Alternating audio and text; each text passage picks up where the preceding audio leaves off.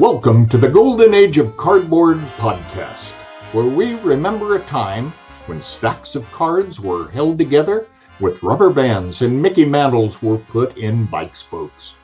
We hope you will enjoy and reminisce as you come along with us as we tell stories about the baseball cards from the Golden Age of Baseball. We will examine the state of the vintage baseball card market and talk to some of the greatest collectors in the hobby. You won't be hearing us talk about any chrome or shiny cards here. Now, to take you on this retrospective journey, here's your host, direct from the shallow end of the gene pool, my son, Mike Moynihan. Yo and hello, everybody. Welcome to another episode of the Golden Age of Cardboard podcast. I am your host, Mike Moynihan. I am excited to be here. I'm excited to be back from the National. I'm sure if you're listening to other podcasts, everybody's talking about it. It was a great show, a great experience. It was really awesome. Best show ever for me, just in terms of not necessarily pickups and stuff and all that, but just the overall experience. Yes, it was hot. Yes, it was crowded. All the things you might be hearing on forums or other podcasts or other videos that you watch, but it was still awesome. It was still fantastic. It was great. And I talk about this all the time, how important connections are and how important relationships are. And I got to make a connection with somebody last week that I knew from afar. I'd watched his stuff but never really interacted with him. And it made my heart just so joyful to talk to this guy. And we'll get to him in just a second. I do apologize for not having an episode last week. Obviously, I was busy with the National, having so much fun there. Overall, the vintage vibe there was amazing. I will tell you that there were plenty of vintage cards available, graded, ungraded, tons of dealers willing to make deals. I paid my price for everything that I wanted to pay, and actually lower in some cases. So if you hear, nobody was budging, nobody was this and that, I didn't have that experience for me personally. So I don't know. Maybe my guest will have a different take. I'll get his opinion in just a second. In fact, I'll just get his opinion right now. Let me introduce my guest to you today. Liam, what's up, man? Hey, everybody. Hey, how are you? I'm good. How are you? Great. So I was just talking about connections that the National provides the opportunity to make that we don't get to make all the time in our, even in interactions on YouTube and stuff. It's different when you get to meet people in person. Did you find that to be true? Definitely. I've talked to a lot of these guys on YouTube before, but it was just amazing getting to meet them in person. So you've got to tell everybody your story, because when I met you in person and started talking to you, I was so impressed is the first thing. How old are you? What do you collect? What's your story? Why do you love vintage? I'm 13 years old, and I've been collecting since I was 2 years old, but mainly started vintage about 3 years ago, before the pandemic hit. I love history. I've always loved baseball, and I just love the history of baseball. So to me, being able to pick up a vintage card is like holding a piece of baseball history. Well, I can tell you at 49 years old that I completely agree with you. Because I love baseball history. I love holding a piece of history. I feel like, man, and I hear this all the time. I'm going to ask you a litany of questions. I'm going to start just peppering you with questions. Okay. So forgive me, because it's awesome to see someone of your age super interested. And it's not just a fake interest. I mean, you genuinely love it. I can totally tell when I hang out with you, when you're showing me cards and you're talking about them. Do you care that you haven't seen any of these players play? Not at all. I read a lot of books about baseball history. So every time I read a book and learn about a player, I instantly just want to go buy their card. Now it's not great for my budget, but it's really fun for me to be like, oh, I absolutely love this guy's story. Let me own a piece of their history. Like, it's just so much fun for me to do that. So when you first got into vintage, you said 3 years ago, do you remember what your first vintage card was that you purchased? Yes, I purchased two. They were about so the first one was the 1955 Topps Jackie Robinson. Well, you're just And the diving right second in, one, aren't you? You were just oh yeah. diving right in. And the second one was the 55 Pee Wee Reese Bowman. Okay. Do you like the 55 Bowman set? Yes, I do. I personally do. I think it's a gorgeous picture on it. I just love the design. That is awesome. So when you decide to buy a vintage card, is it player driven? Is it set driven?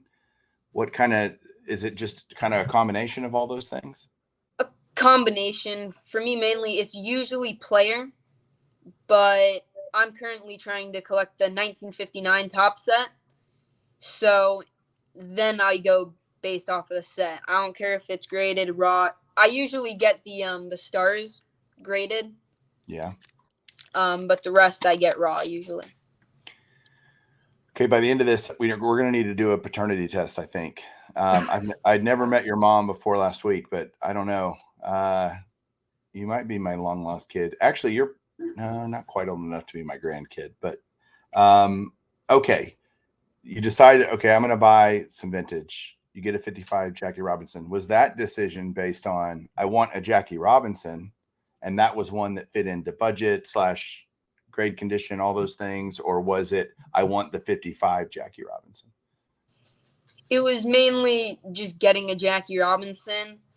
Around that time, he became my favorite player. I had started diving more into history of baseball and learning his story. I was like, Jackie Robinson's my favorite player. So I went to my first ever card show at that time, and I saw one, and the guy offered me a good deal on it. I ended up sending it to SGC this year. It came back a 1, but to me, I was just like, I had to get that Jackie Robinson because it was just perfect for my collection. You picked a really good player to have as your favorite player, and a pretty amazing person too, and that's so cool because Lou Gehrig's my favorite player. That's my dad's favorite player, actually. Well, your dad's a smart guy. But it's because of his story, right? And who he was, and he had to play with Ruth and deal with Ruth and all the stuff. And he was, just an amazing, obviously an amazing player, which is the first attraction, but he was also a great guy. So I love that you love Jackie Robinson, that he's your favorite player. Is he still your favorite player? That's my guess. Yes, he is.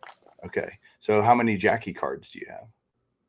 Currently, only this one. There. Let's see if I can get on here. That's this one. Okay. One of my next cards that I really want to get is the 1953 Topps Jackie Robinson. Okay. If I'd have known that before, I'd have pulled out all kinds of Jackies to show you. They're all back there in the beast, but that 53 Topps is a great card. So obviously you're 13 years old, you're not exactly making millions of dollars yet, but certainly someday, probably. Do you want to be in the card business when you get older, or are you going to have another career? Baseball player, but I definitely want to stay in the card community, card market. So hopefully have my card. You're going to be like Matt Strom, who's a player and a collector. Yes. Okay, nice. So what position do you play now? First base, pitcher. Okay. Pitcher is my main position. What are you throwing at 13? Like 85 with a mean splitter, or what? No. I'm mainly Greg Maddux. I throw, I hit corners, and I pitch the ball where I need to pitch to get the outs.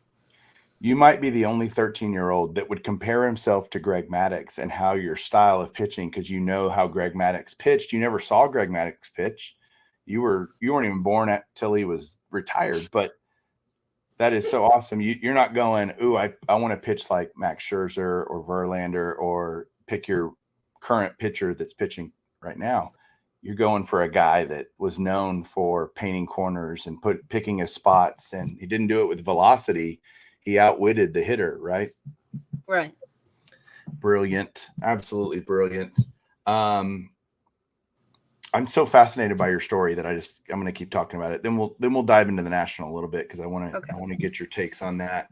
I want to see it through your eyes, because my eyes are old and I'm a kind of a cynic. So I want to live through your joy through that experience. But okay. What's your favorite vintage set? Do you have one? The 1959 Topps. Okay. Which is why you're building it. Right. I love it. How far are you along on that? I've got around 70 cards, so I'm slowly getting there. It's one that'll take me a long time to complete, but I feel like it'll be worth it. So do you just pick up commons every once in a while? If you see a dealer that has some, you might pick through them. What's your style for that? That's mainly what I do. I try and whenever I go to like a local card show or a big card show, I try and get like 5 to 10 of the commons at a time. That's mainly what I do. Each card show I try and get, or each year I try and get at least one big, one of the stars from the sets. Yeah. Oh, you just showed a mantle. Just happened. Yes. Just casually show a mantle. Show that mantle again. Let me look at it. I got to put my glasses on now with those old eyes I was talking about. What do you got there? 3? Yes. Okay. Let's talk grading. Okay. You like graded cards? When it's like big players, I like getting them in slabs. Why? Just because it's more reassuring for me to know that it's been graded. I know it's authentic. It's protected. It's more likely to be authentic. That's probably true. Right. But yes, I totally agree with you. Guy, it's like you've been watching my show or something over the years. I feel like this, like a Gandalf type figure. I need to have a longer beard, but okay. So you go for lower grades because you just want a nice copy of the card, right? Right. Like that mantle you just showed looks great. Yeah. It's personally, it's like if the picture itself is clear, for me, I just love looking at it. Yep. Like it's not so much the grade that matters; it's more the how the eye appeal. Maybe something like buy the card, not the grade, right? Right.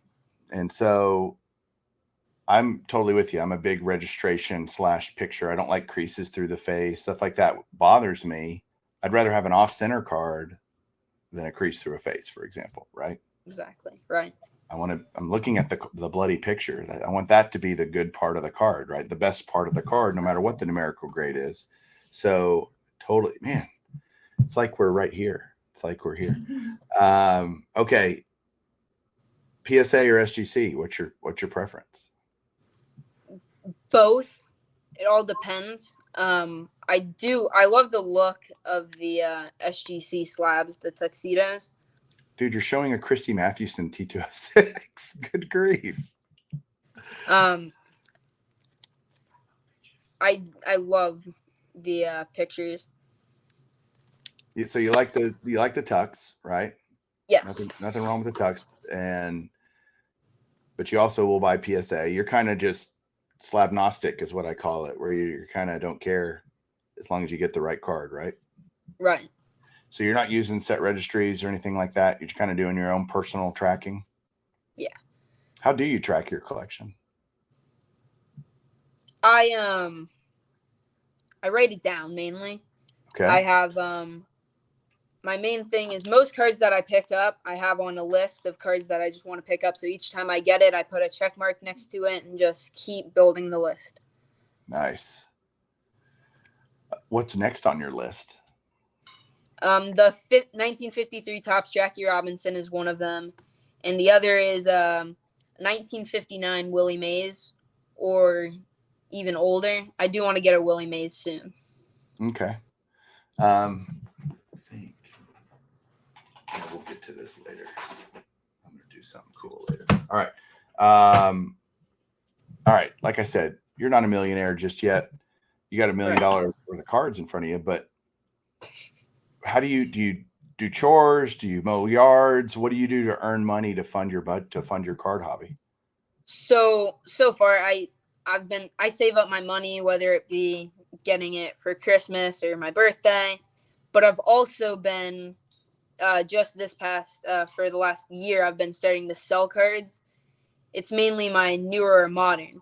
So on my channel I rip open boxes of new product, and if I hit something that I don't really want for my collection, I sell it so I can then go and buy some 59s or a Satchel Paige or something. Yeah, or a Satchel Paige. Yeah, just that. So you enjoy ripping wax, right? Everybody does. Right. I mean, it's not an enjoyment problem. So what do you think about 2023 Topps Chrome? You a fan? I haven't ripped a lot of it yet. It was mainly because it just came out right at the National. Right. And I was saving my money to get some of the bigger vintage cards on my list. But from what I've seen, I liked it. Last year, I did not like last year's as much, but this year I personally did like it. That's cool. So how many boxes of each product are you open? 2 or 3 boxes of Series 1, Series 2? How do you do that?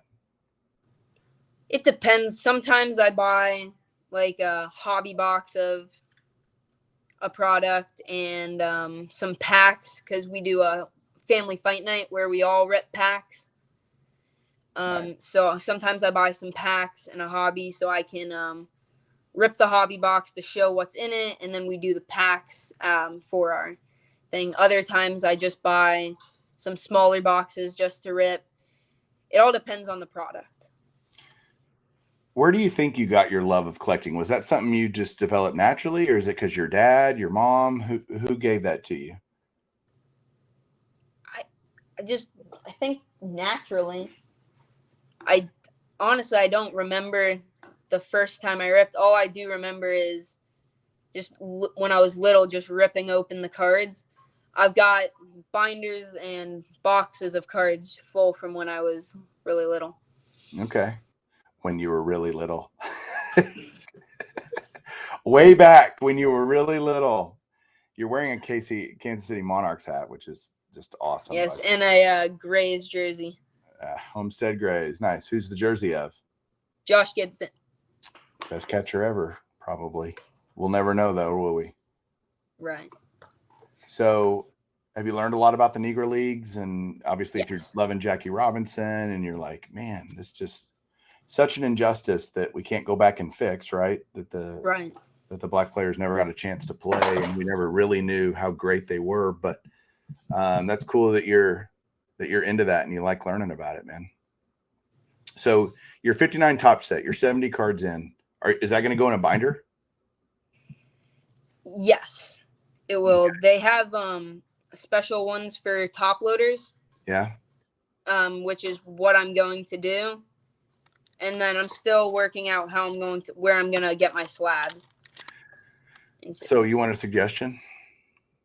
Yes. So what I do for my sets is because I have all my Hall of Famers slabbed up, right?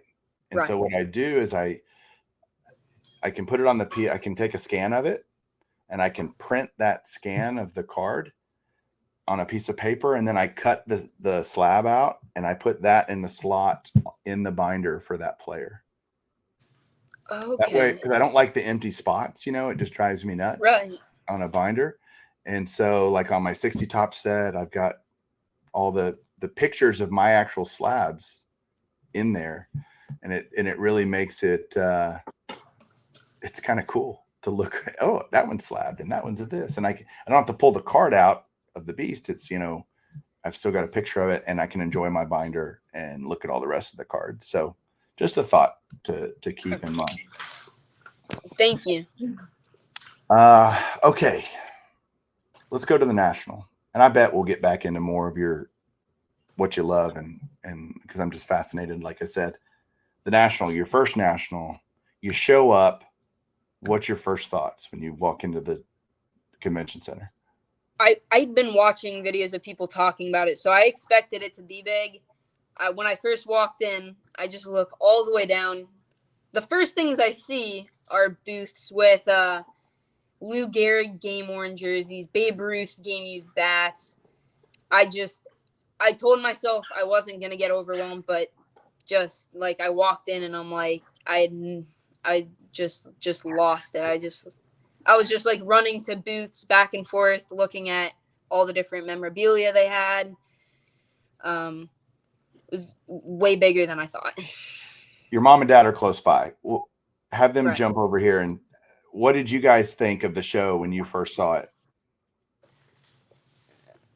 Same thing. Just like amazed at the memorabilia and the cards, and the history was just incredible.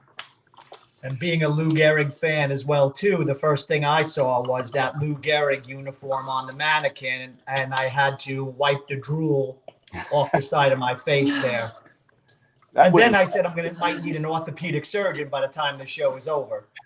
I think we're all visiting, the chiropractor and the the podiatrist to work on our feet and stuff after the show. Were you surprised, Liam, at how just vast and it just kept going and going and going, right? Right. I wasn't quite expecting, because you walk down, you're like, oh, okay, I've seen most of it. I'm like, let me take a right to go see this section. Then I take a left, and by that point, I had no clue where I was. Easy to get lost in the way they had the floor layout. What were you on the hunt for while you were there? What were you looking for? Two main cards. So the first one was for my 59 set. It was the 1959 Topps Bob Gibson. And I did want it in a 3, and that is the grade I got. This one was beautifully centered, and the colors really popped on this card. So how do you negotiate with dealers? Are you pretty hard on them? Do you beat them down pretty good? Yes, the main thing I do is I first see if they what type of room they have on the card, and if it's not where I want it, I counter it. If they don't like it, I walk away. And if I don't find one that I like later, I come back and put that same offer on the table to see if they'll take it. Okay. So on a card like that, it was stickered, and you got it how much below sticker? $100. Nice.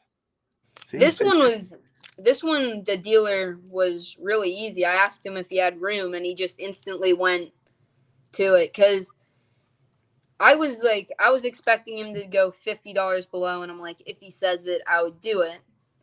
And then he just went, and I'm like, all right, I'll instantly do it. Now, the other card I was looking for, the 53 Satchel Paige, this one was harder. Okay. The centering on that is amazing, by the way. Absolutely awesome. Yeah, James, Elite Hunters, he actually he was keeping an eye out on Satchel Paige's, and he sent me a message, showed me where the booth was, so I ran over there. I just loved this card. It was a little harder to negotiate, but I did get him to where I wanted it. Yeah, that's a little bit harder card to find than the Bob Gibson rookie, right? So right. You're going to see dealers, especially if it has really good eye appeal for the grade. You're going to pay up a little bit more for that than you'd want to. But did you still get your price? Definitely. I got actually below my price that I had set for it. Nice. How cool is it that you had friends walking around looking for cards for you? It was amazing, especially since it's tough to get to every different table. Right. When you have other people looking for the cards, you can cover more ground. Yeah, that's 100% true. It takes a village to build a collection. It's kind of the way I think about it. I don't know that I would have bought half the cards that I bought if guys weren't texting me going, hey, I found this, or hey, I saw this. But you have to be able to share, hey, I'm looking for these. Can you guys be on the lookout for them? And it makes it way easier. And it's cool that there are people that care enough to go, oh, I know somebody that was looking for that. Right. So right. That's so cool that you and James hooked up to be able to get that card into your collection. Which one of those two is your favorite pickup that you got? The Satchel Page. Nice. But my favorite pickup that I got, I currently don't have it with me. I sent it off to PSA, but I do have a picture of it. Okay. It was the Gateway Satchel Page autograph. Dude, that is so cool. We got this because we were there on Saturday. I got that on Saturday. And then Sunday, we went to a White Sox game. And Monday, we went to the Cubs game. So this was my last pickup I got. So what was your favorite day of the show? Let's see. I might have to say Thursday when we first got in. That was a lot of fun. Because I got in, then later that night was the main meet and greet, which that was incredible.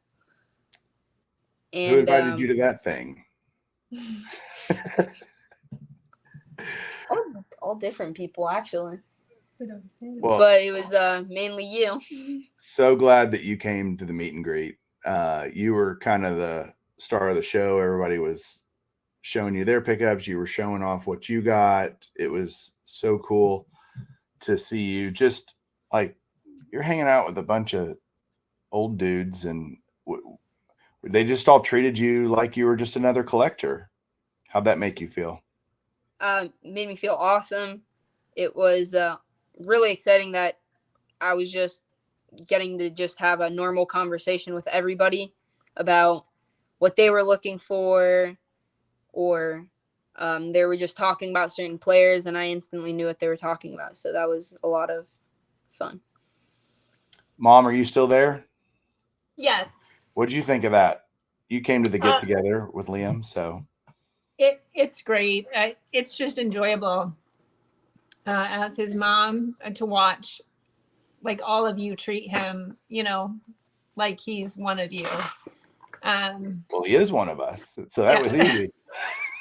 So, I mean, it was just a lot of fun to sit back and just watch him, do his thing and have everyone treat him so well. So, well, lots of respect to you guys for letting him just kind of come right into the fire and come hang out with all of us. And I'm sure everybody was super great, respectful, and loved talking to you, Liam, for sure. I did. Oh yeah. Everybody was beyond kind. We appreciate it as parents.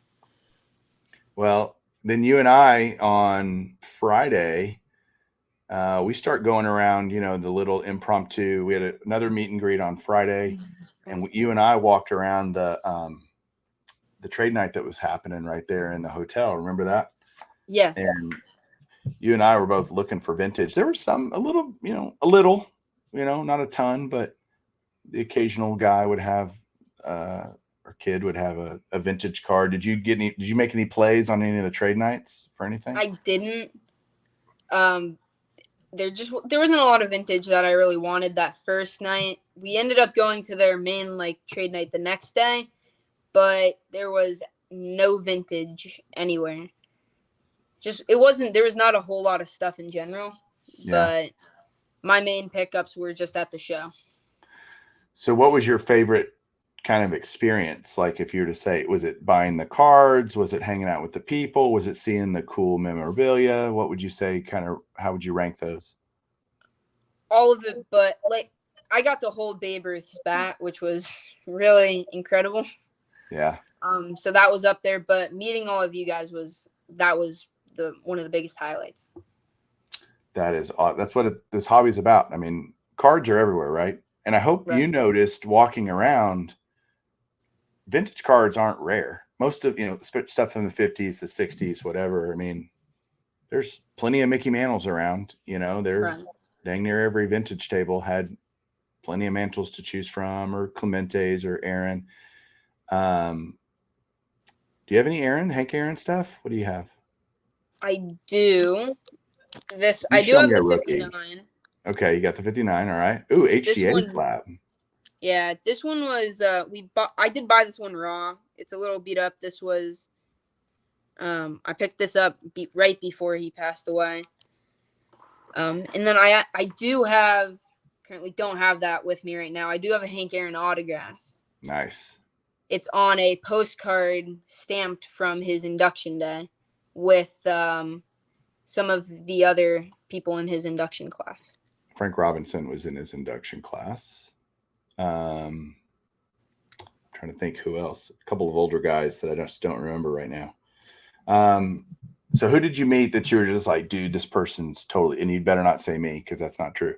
But like, who did you meet that you were just like, man, I've watched them for a long time and it was so great to meet them? You can name multiple people. Let's see here. Well, I mean, as usual, John, James, Orlando. I've met up with them several times, but it was great seeing them again. Rick, Vintage Oddball Cards. He was incredible. I've always watched his collection. He has some incredible stuff, but he was really nice. Great to meet. His stuff is sick, and he's a great dude. But you're going to find that to be true of everybody. Everybody's great dudes. Did you meet Dylan. Dave? Oh, Dylan. Yeah. Yeah, Dylan was another one. Shaka.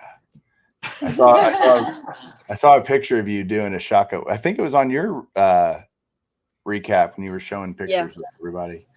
Y'all were doing that. I laughed out loud when I was watching that.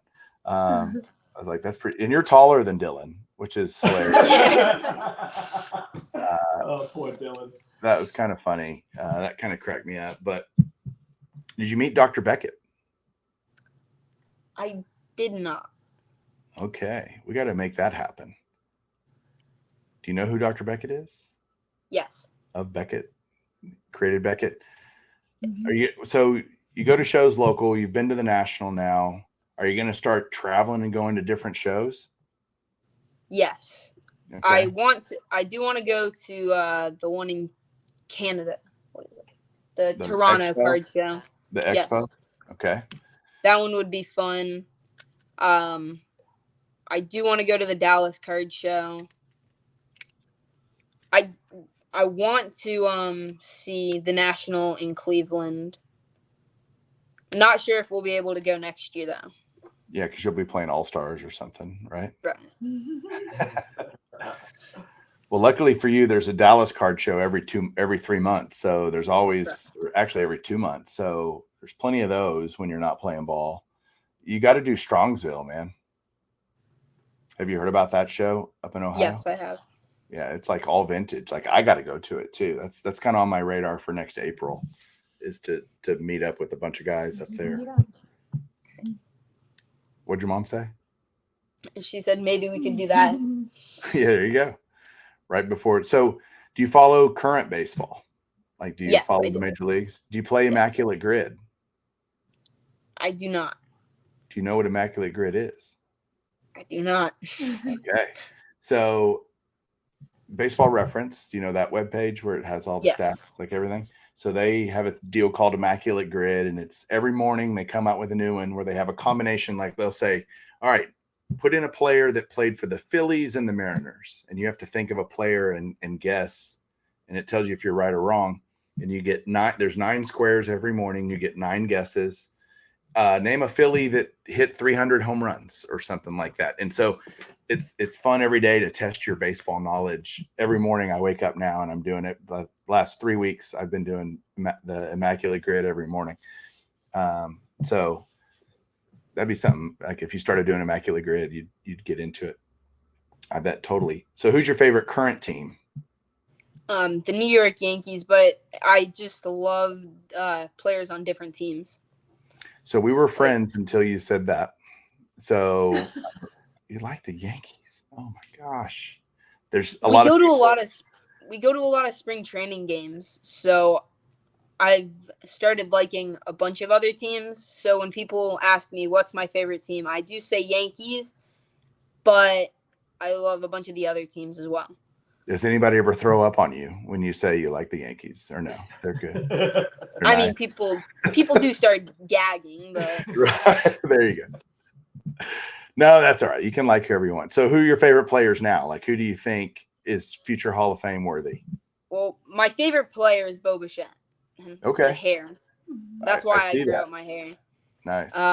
But people who I think are going to be going in the Hall of Fame, of course, Miguel Cabrera, Verlander. Those are easy ones.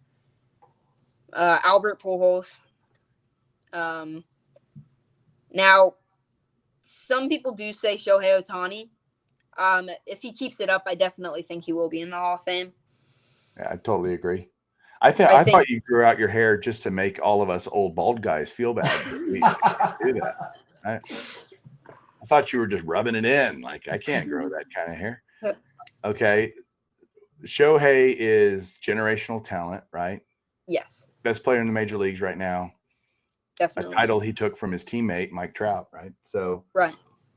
Trout in? What do you think? Trout's Hall of Famer right now? Yes. I think Trout will be in the Hall of Fame. Okay.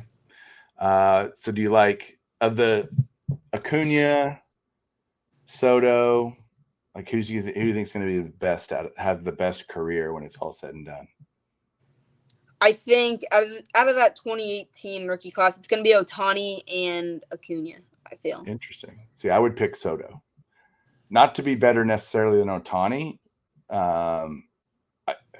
I don't know how much longer Ohtani can keep doing what he's doing. Right. Maybe 2, 3, 4 more seasons. I think he'd be a hitter for a long time, but I don't know that he can do both. It's such a strain and such. I mean, it's amazing that he does what he does, right? But right. Acuna, he had been kind of forgotten about, and this year he's just killing it, right? Right.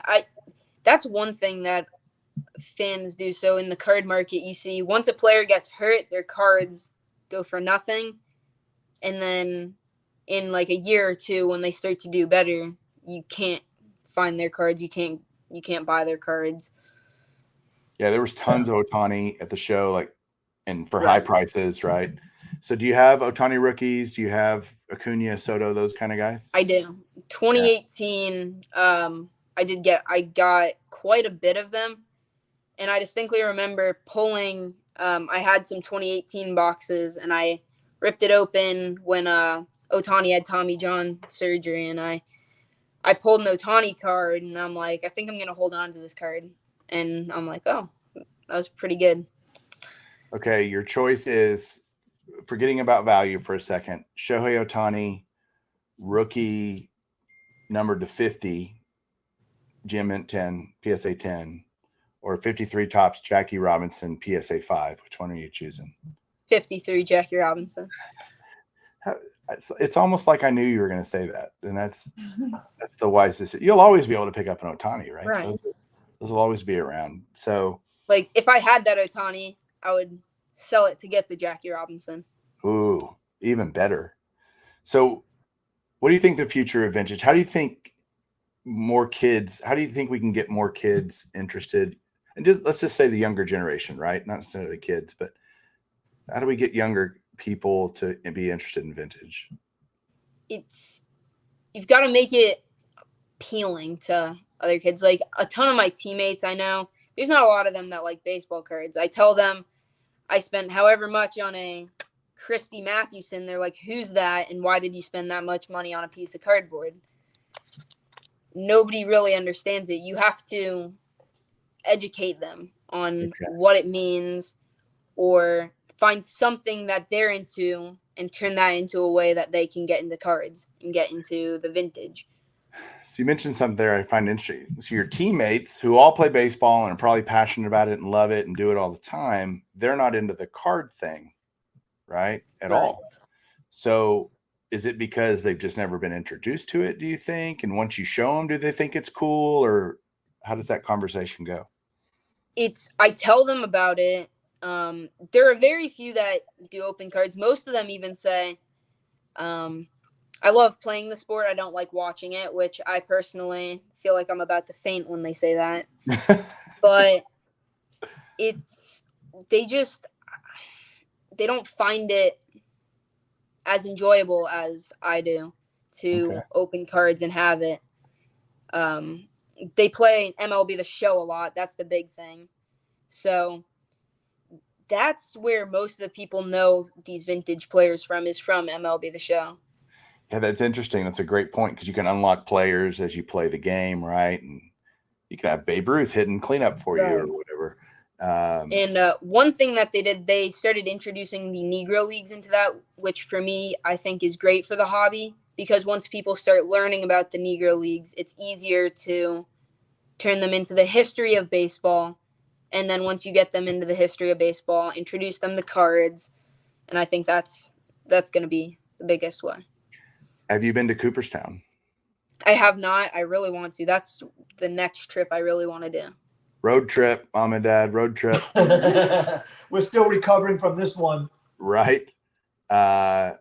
It's for guys like you and me, man. It's like Disneyland. It is.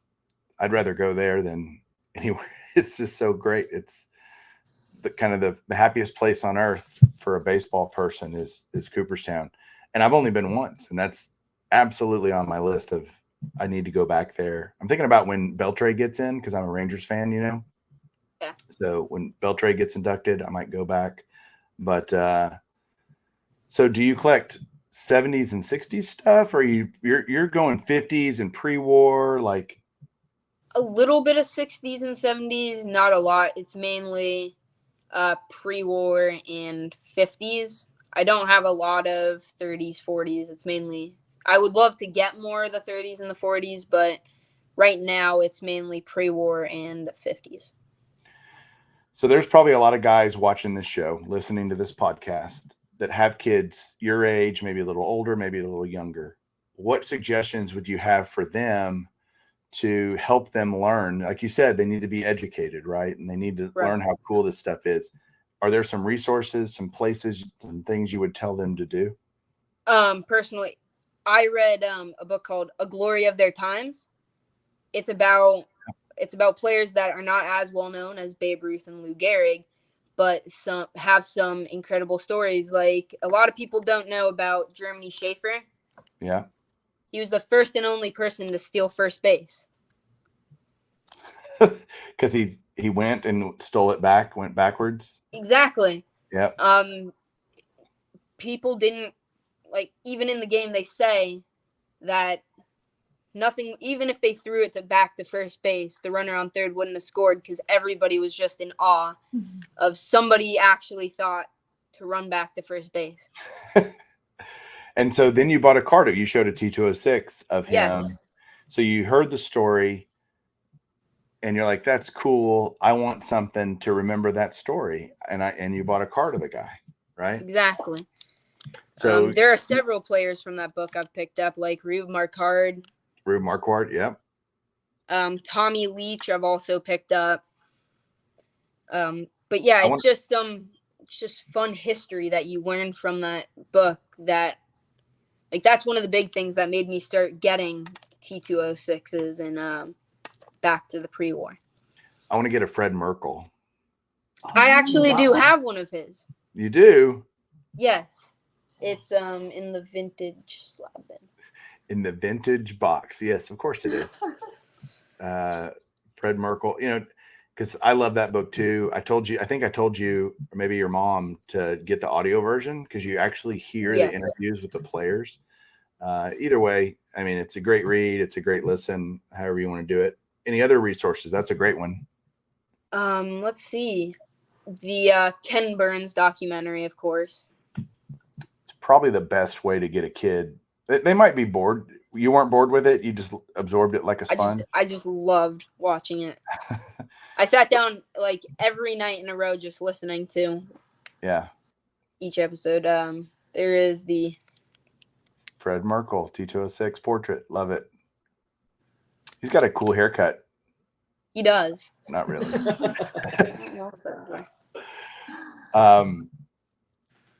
I wish I could, every offseason I watch the documentary, right? The whole thing, all 10 innings. And because they show it on MLB Network, and I'll watch it.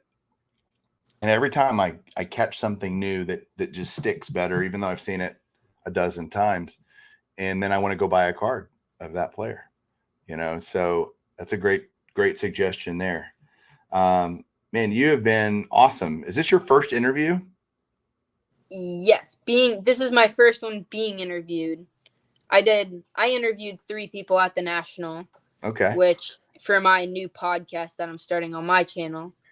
Well, that's a great segue. Tell people, because you do content on YouTube and other things. Tell everybody where they can find you and go watch your stuff. Junior Baseball Fanatic 12 on YouTube and Instagram. Junior is JR, like Yes. the abbreviation, like King Griffey Jr., right? Baseball Right. Fanatic 12. 12. All right, perfect. So Instagram, you're on there, you're showing stuff on your collection. You're on YouTube, doing YouTube videos, which are great, by the way. And man, just keep doing you. Like, you be yourself, keep doing your stuff, keep learning. Again, I've been doing this 40 whatever years. I'm always learning something new. It never stops. And that's actually the fun part about it, is that I can't know everything. And I always have something new to learn, and I enjoy that. So I look forward to learning new stuff. And you seem to have that same spirit for sure. Well, Liam, you did great, man, on your first being a guest on a show. I really appreciate you being here. Thank you. I appreciate you having me. And I have I have a few questions for you, if you don't mind. Oh, man. Oh, we're turning the tables here. Yeah, go for it. So I love collecting with my family. Yeah. And I always like asking people this question. Do you have a special childhood memory connected with the hobby? I do. My dad worked in sports television. And so I went to the ballpark all the time with him, and he worked camera up in the booth, and he would come home every once in a while with different cards signed by broadcasters that had been players. So I have a Phil Rizzuto, I have Reggie Jackson's 53 Bowman color. I'm sorry, that's not right. 54 Bowman, Phil Rizzuto signed. It's like one of my favorite cards. And I remember my dad doing that, and he didn't like sports cards. He didn't care so much, but he knew I liked it. And so he was a huge sports fan, and he would do that just to put a smile on my face. And I still have those cards from when I was a kid. And it was when I was your age, honestly, or younger even. And that meant a lot to me. That's incredible. And what was your favorite pickup at the National? My favorite pickup at the National was actually I got a Tris speaker, E121 American Caramel, pre-war card, SGC 2.5. It was not like, it fits nothing in my collection. It's such a cool card. Like, I love it. I literally just stare at it since I got it. It's close. I guess nothing's really close. It's all over there, but really happy to pick that up.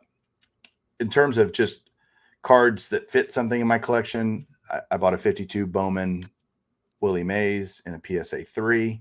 And I love that you don't care about, like, you're just trying to buy the card. Obviously budget plays into things, but you're just, you're not a grade snob, you're like, hey, I'll take a nice card. So, and it just makes it cheaper. So I got a PSA 3 in that card. I didn't pick up a lot of expensive cards, but I picked up a lot of really great cards. So good question. And my last question for you, is there anything you're targeting in the near future? In the near future, Liam, I've got a long laundry list of cards that I want, 600 and something to be exact. I would have to say, I really wanted a DeLong Gehrig at the show, and I just couldn't justify it. I had an opportunity to buy one, and I probably could have worked it out. It's like, do I really want to spend $8,000 on this card? And the answer was, so I called my wife. See, you're not married, but I'll tell you, called my wife. I'm like, hey, can I do this? And it way over, like, didn't have the money, but I have the money. I just didn't have the money with me. Right. And I was going to make a deal with a dealer that I know. And I'm like, she's like, you can do it if you want.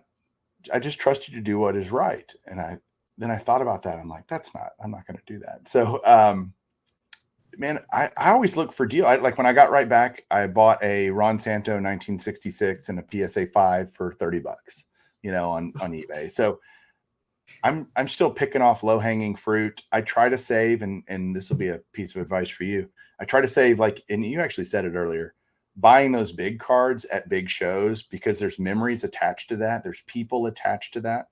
And I also like to see the card. If I'm buying a comma card, a card over $1,000 or $800 or whatever, I want to see it and hold it and look at it before I plop down that much money. There's very little risk in buying a $30 Ron Santo 1966 Topps card. So little stuff like that is probably where I'm going to live for a little while in terms of my pickups and things I'm looking for. I'll probably wait and hold off until I know I'm setting up at the December Dallas Card Show. And I'll be set up there to mainly buy stuff. Friends I'll have with me will be selling stuff.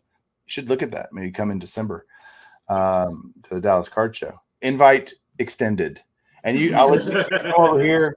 You can dig through the beast, dude, and just have a great time.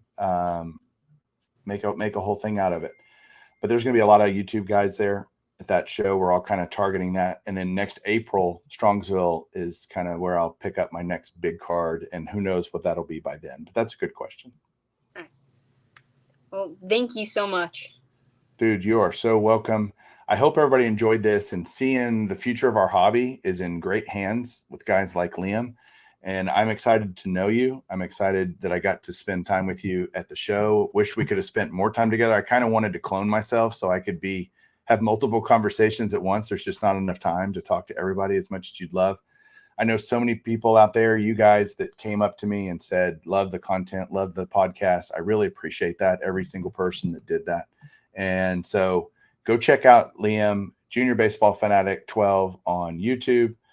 And I'm excited to see your podcast and listen to it, man. Thank you. All right, guys. Y'all have a good one. You're so welcome. What do I say at the end? What should I say here? Maybe keep collecting? Yeah.